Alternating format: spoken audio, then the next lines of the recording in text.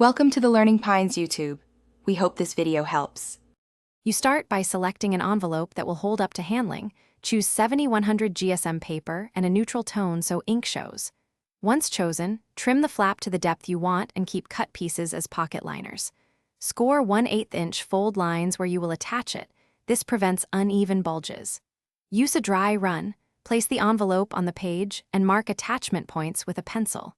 Make sure to position it for easy opening once bound. Once the envelope is positioned, apply double adhesive strips or a thin line of PVA along the scored edge.